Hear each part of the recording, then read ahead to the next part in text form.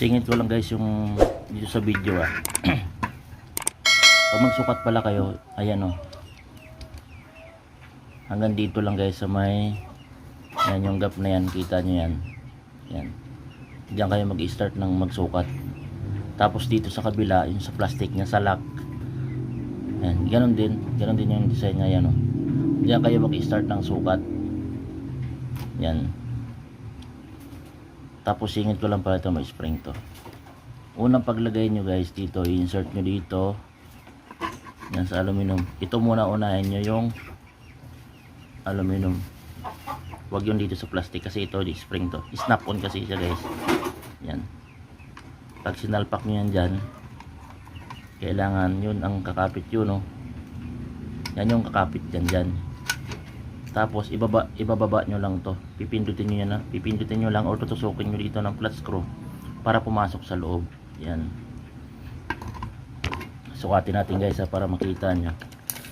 Hindi ka naghihingi ng video, ito na yung ang sukat nya ay 15 cm. Yan, 15 cm yung haba para hindi ka na magsukat. 15 cm by 2 cm, 2 cm yung butas. 15 cm by 2 cm, yan yung butas nya pag nagsukat ka, pag nagbutas yan. Tapos ang paglagay niyan guys, ito spring yan tapos ito pala, iano ko lang, nawala kasi yung sample ko. Yung dito, pagka in-screw nyo, ilahan nyo lang ng kamay dito pag ganun, para lalabas yung screw, yung butas. Ang butas nyan guys is allen kay ang pang pihit nyan, pang higpit. Tapos dito pala, bago mo higpitan to, depende sa inyo kung, kasi na-adjust pala ito, na move na atras tapos na move. Depende sa inyo kung adjustment lang to guys adjustment lang ito. Yan, tapos paglagay nyan, ganito lang, pakasimple lang. Unahan nyo muna to, tulak nyo pa ganon, kailangan kumapit yan yan kakapit yan dyan, tapos tulak nyo lang dito. Yan, okay na. Ayan yung itsura nya guys. Yan, malinis tingnan. Yan yung sample. Yan, yan yung sa loob. Yan lang guys, sana nakatulong tong video na to. Thank you. Ito guys yung auto lock ng 798 series. Ayan ito pala yung lock nya, naka-separate yan dati. Ito yung screwhan nya, alin yung pangtanggal. Ayan nakahiwalay yan kanina, kailangan may alin kayo para mailagay nyo yan. Susuksok nyo lang dito yan. Yan, nakahiwalay. Ito yung yan guys, pag binili nyo yan nakahiwalay. Yan, i-insert nyo lang siya dyan sa butas. Yan itsura, wala siyang screw, snap on. Ayan,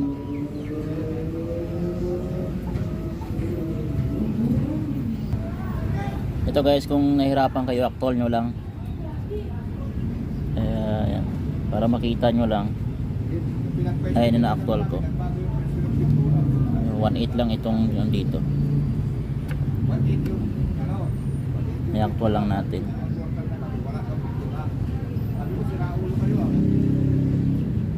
Kita nyo yung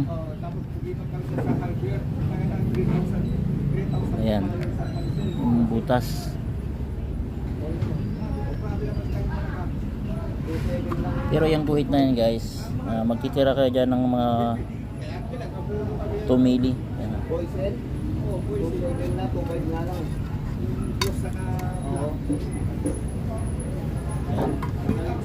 Pero yung kakatingin nyo hanggang dito lang, kasi dito yun isushoot yung yung sa butas. Komisyon din yan hanggang dito.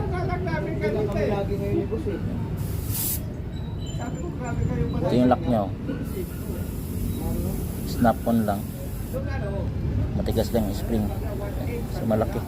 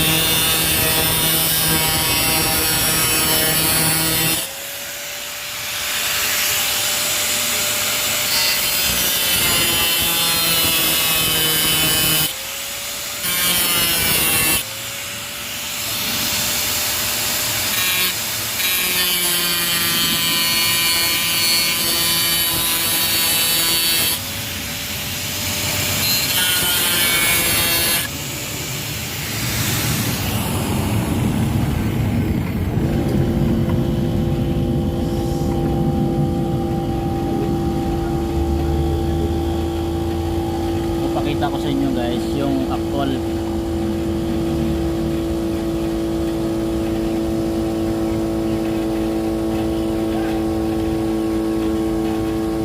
kailangan nyo ng level bar.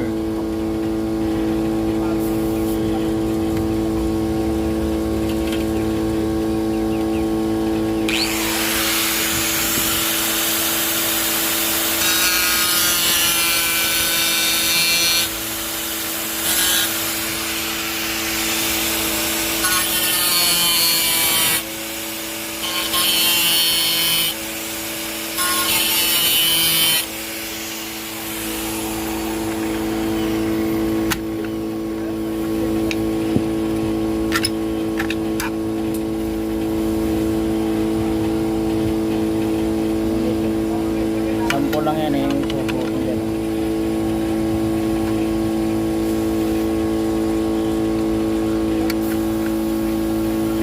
Yan yung susuot nyo. Yan yung kabila.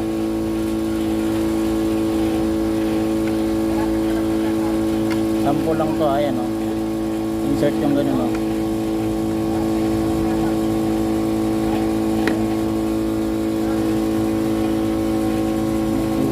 I-insert nyo tapos tutulak nyo tong isa to tutulak nyo tong plastic yan o, yung lock yan o, snap on lang yan para pumasok sa loob, wala nang screw yan.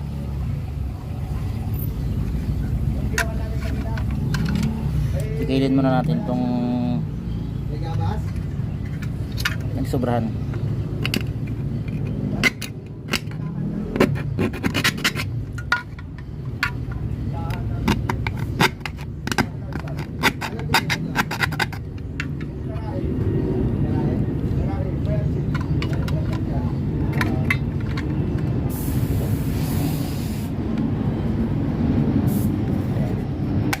Yun o, kita nyo plain na plain.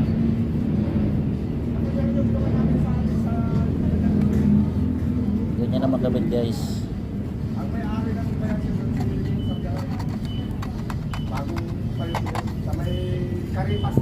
May pag naka ano na, mayroon pa kamalin yan.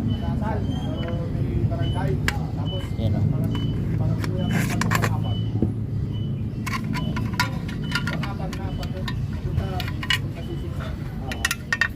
Yung kaltas nyo ng aluminum hanggang dito lang yung gap na yan, tapos dito sa plastic nya mabilis lang siya ikabit.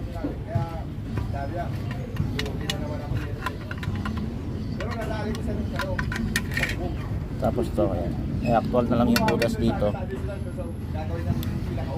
Yung sukat nya ay simula dito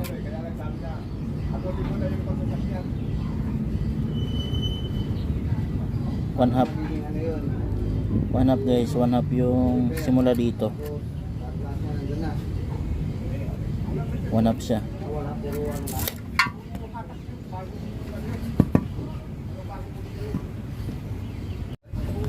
Ayan guys, pakita kung paano tanggalin to ah.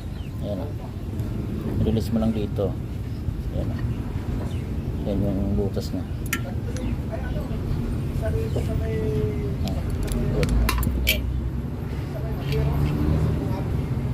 Yan. Ayan, tumutulak sa kanya yung kanyang screw. Tapos ilalagay mo to. Baliktaran naman yan eh. Yan, just diinan mo lang to. Tapos yan. Butas na yan. Higpitan lang yan. Yan. Higpitan lang. Okay.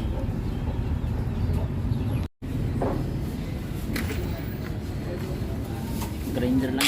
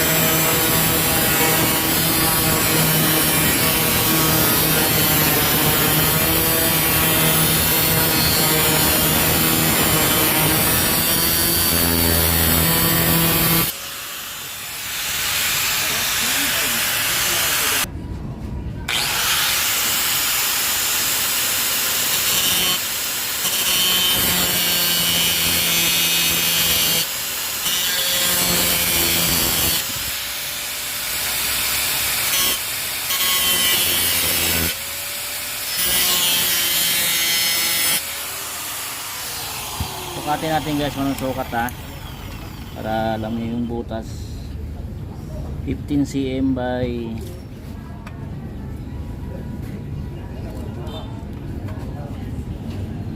3/4 yung loob. 15 cm by 3/4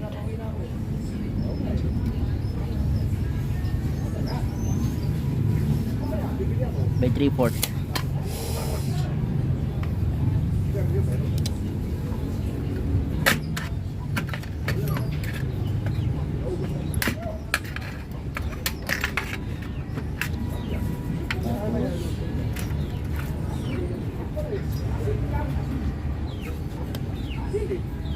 Actual nyo lang yun guys dito. Actual nyo lang to. Yung kanyang butas.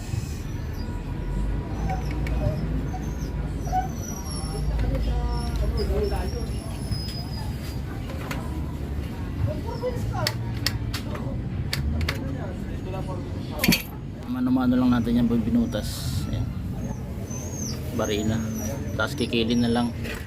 Ayan o, pagkikil.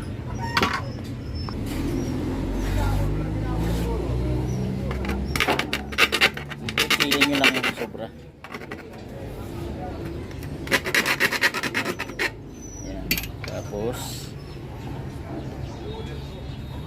insert nyo lang.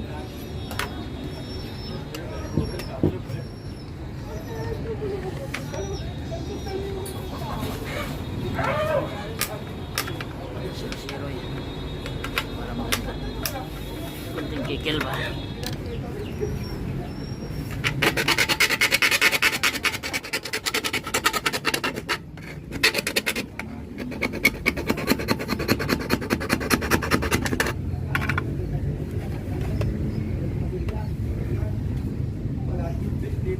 Medyo maskip ng konti. Laglagan natin.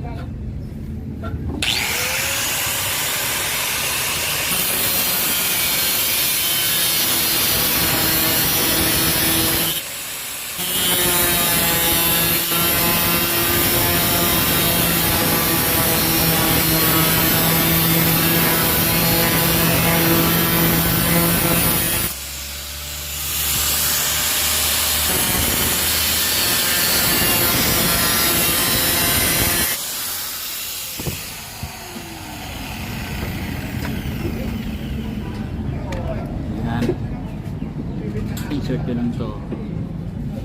Yung gap na yan.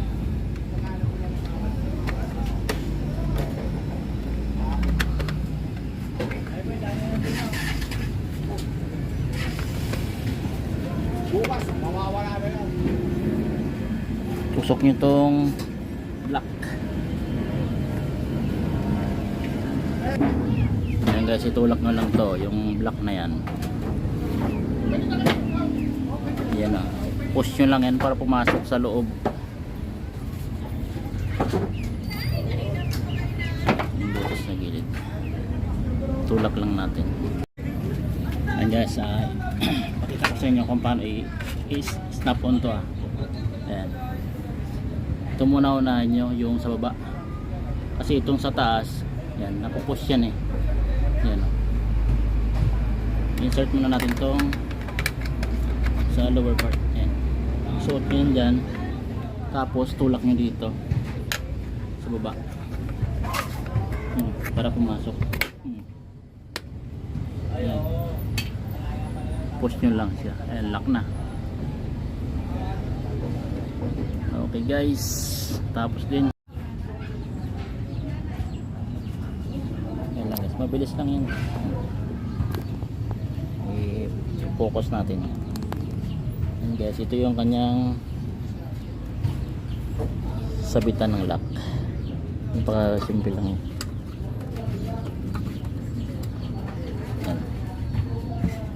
And guys, yung auto lock, ito sa nag-request ng ating subscriber ito guys. Push nyo lang, lock na.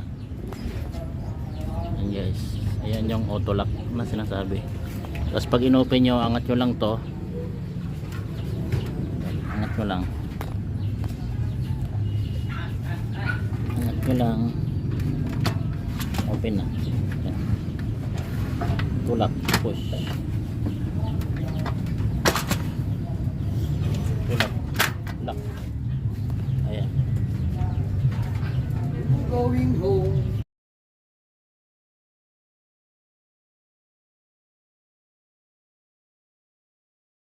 Ayan na guys, yung ating 2 funnel na auto lock. Kasi nag-request guys, ayan.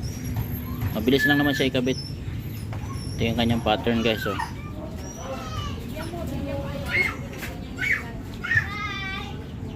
Kung hindi nyo kabisado yung pattern nyo muna sa isang yan, tactile para sigurado guys. Pero yung sukat binigay ko na eh. Yung laki nito tsaka yung sukat.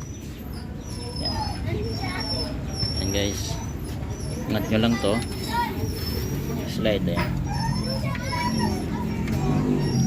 Aangat yan guys dito kapag tumama siya dito.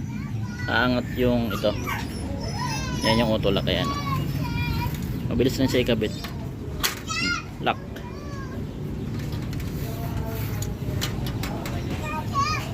Yan lang po.